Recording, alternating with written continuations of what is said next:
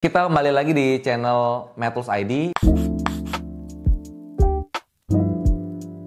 di mana kali ini kita bakal bahas terkait interpretasi klinis, terkait hal yang sering banget kita bahas di praktek kita sehari-hari, entah di poli, bangsal, IGD, ataupun yang lain, yaitu tentang hasil laboratorium HbA1c. Di mana angka ini sering banget kita pakai ya untuk mendiagnosis seseorang diabetes ataupun memantau keberhasilan terapi. Tapi kita di sini akan ngulik apa sih sebenarnya makna di balik angka tersebut dan bagaimana patofisiologi dasarnya, kenapa target-targetnya bisa berbeda-beda untuk setiap pasien. Dan yang gak kalah penting nih, kapan sebenarnya kita harus waspada bahwa hasil HbA1c itu mungkin tidak akurat. Jadi di video kali ini kita akan deep dive lebih dalam untuk bedah tuntas mengenai HbA1c. Di mana di sini kita akan membahas terkait 4 pilar utama. Jadi yang pertama itu adalah patofisiologi dasar. Jadi apa itu HbA1c? Interpretasi nilai, bagaimana kita menggunakan angka ini untuk diagnosis. Lalu yang ketiga paling penting nih, target terapi individu. Jadi kita menentukan target HbA1c yang rasional untuk pasien kita. Dan yang terakhir adalah limitasi klinis. Kapan sebenarnya HbA1c itu bisa menyesatkan? Jadi tujuan video ini kita akan mempertajam pemahaman dan nalar klinis kita dalam menggunakan salah satu perangkat diagnosis terpenting untuk diabetes, yaitu adalah HbA1c. Yuk kita mulai. Pertama, mari kita kembali ke dasar biokimia, di mana HbA1c itu adalah singkatan dari hemoglobin A1c, betul ya? Atau hemoglobin terglikasi. Proses kuncinya disebut glikasi non-enzimatik. Ini adalah proses di mana molekul glukosa di dalam darah menempel secara permanen pada molekul hemoglobin A di dalam sel darah merah atau eritrosit. Nah, proses ini terjadi biasanya secara pasif, jadi irreversible, dan lajunya proporsional dengan konsentrasi glukosa rata-rata di dalam plasma. Jadi semakin tinggi nih kadar gula darah, itu semakin banyak juga hemoglobin yang termaniskan gitu oleh HbA1c ini, atau kita sebut terglikasi. Nah, poin kuncinya ada di masa hidup eritrosit. Kita tahu ya, umur rata-rata eritrosit itu sekitar 120 hari. Karena proses glikasi ini irreversible, maka HbA1c yang terukur akan mencerminkan kadar glukosa darah rata-rata selama 2 hingga 3 bulan terakhir. Jadi inilah yang membedakan secara fundamental dari pemeriksaan glukosa darah puasa atau GDP, atau mungkin yang biasa kita periksa itu juga 2 jam postprandial ya, G2PP. Nah, jika GDP dan G2PP kita ibaratkan sebagai sebuah foto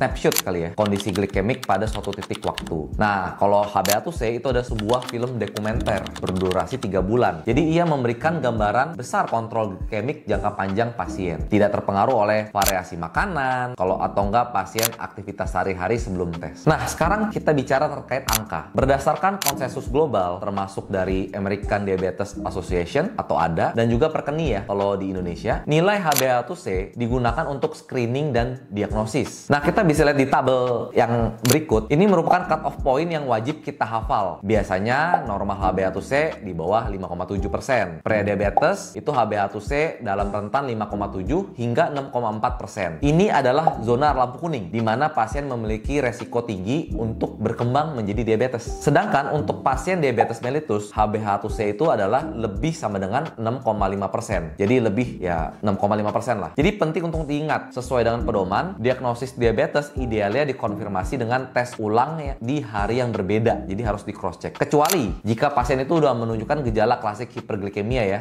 atau sedang dalam krisis hiperglikemik. Nah, kita bisa menggunakan tes HbA1c yang sama atau tes glukosa plasma yang lainnya untuk konfirmasi. Nah, setelah diagnosis kita sudah tegakkan, pertanyaan berikutnya adalah berapa sih target HbA1c yang kita inginkan untuk dicapai oleh pasien dalam terapi? Jawaban umumnya itu adalah di bawah 7,0%. Di mana target di bawah 7,0 ini bukan angka sembarangan. Ini berdasarkan studi-studi landmark seperti DCCT, Diabetes Control and Complication Trial, dan UKPDS, United Kingdom Protective Diabetes Study. Di mana studi-studi ini secara definitif menunjukkan bahwa menjaga HbA1c di bawah 7 itu sangat signifikan, menurunkan resiko komplikasi mikrovaskular seperti retinopati, nefropati, ataupun neuropati. Namun, disinilah nalar klinis kita berperan, di mana kedokteran modern bergerak ke arah personalized medicine. Jadi sebenarnya target HbA1c itu tidak bisa dipukul rata rata untuk semua pasien. Kita harus melakukan individualisasi target. Nah, kita bisa menetapkan target yang lebih ketat, misal di bawah 6,5% untuk pasien dengan beberapa karakteristik. Misal usia muda, dia baru terdiagnosis diabetes, harapan hidup masih panjang, tidak memiliki riwayat penyakit kardiovaskular juga yang signifikan ya, ini penting. Lalu resiko hipoglikemik itu tergolong rendah ya. Nah, tujuannya adalah early aggressive control untuk mendapatkan perlindungan jangka panjang pada pasien. Tapi sebaliknya, kita tuh bisa menetapkan target lebih tinggi loh, jadi lebih longgar, yaitu di bawah 8% atau bahkan 8,5%. Tetapi ini khusus ya untuk pasien yang lanjut usia dan memiliki riwayat hipoglikemik berat, atau mungkin dia sudah memiliki komplikasi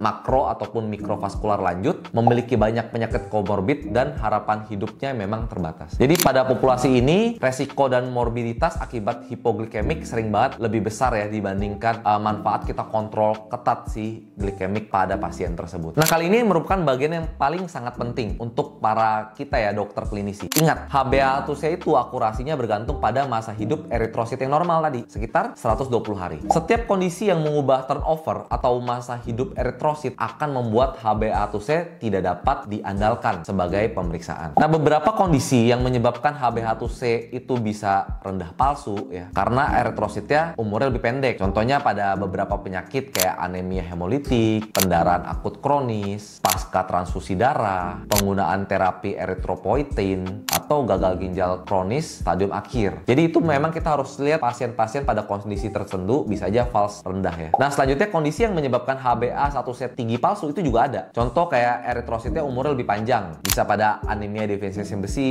defisiensi B12, asam folat, kondisi pasca splenektomi. Selain itu, hemoglobinopati seperti sickle cell disease atau thalassemia juga dapat mengganggu metode esai laboratorium tertentu. Jadi jika kita nih mencurigai adanya kondisi-kondisi ini, jangan jadikan HbA1c sebagai satu-satunya patokan. Kita bisa memakai nih pemantauan glukosa darah lainnya, misalnya PGDM ya, atau continuous glucose monitoring seperti CGM sebagai alat pantau utama pada pasien. Oke, jadi brosis atau dokter sekalian, mari kita rangkum ya poin-poin penting dari diskusi kita hari ini. Jadi yang pertama, HbA1c adalah cerminan kontrol glikemik rata-rata memang selama 2-3 bulan. Terbentuk melalui proses glikasi non-enzimatik. Kedua, gunakan cut-off point 5,7 sampai 6,5% sebagai ambang batas untuk prediabetes dan diabetes. Ketiga, target terapi umumnya memang di bawah 7,0%. Namun wajib ya diindividualisasi berdasarkan profil resiko pasien, tadi komorbiditas dan harapan hidup. Keempat, selalu waspada terhadap kondisi yang dapat mengubah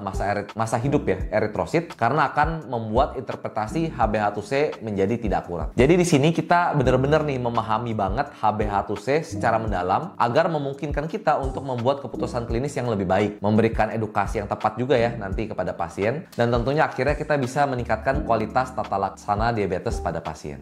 Oke, brosis, semoga bermanfaat. Tapi jika ada pertanyaan, studi kasus atau topik lain yang ingin kita bahas, silahkan yuk kita diskusi, bisa tulis di kolom komen. Diskusi antar sejawat selalu memperkaya ilmunya kita. Dan jangan lupa ya like, subscribe, dan komen agar tidak ketinggalan video terkait panduan OC lainnya. Terima kasih dan sampai bertemu di video berikutnya. Prepare Doctor.